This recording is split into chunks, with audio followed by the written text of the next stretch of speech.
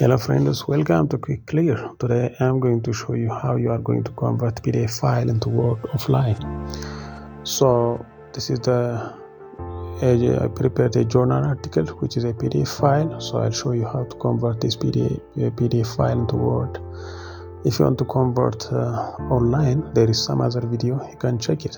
Please subscribe to my channel for more tips.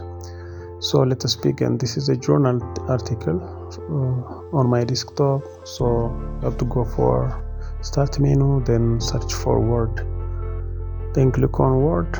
After that go for blank document, file, then from the drop down menu choose open. Then our document is in our desktop, so let us search it from this PC. Then let us go for desktop. So let us choose article 27, which is on our desktop, then open. So wait for some time. This dialog came, you have to choose OK.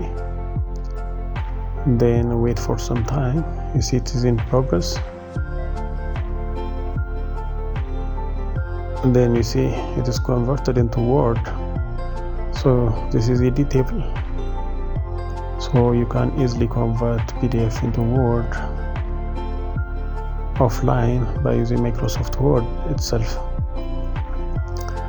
So if you want to convert your file by using online method, you can check some other videos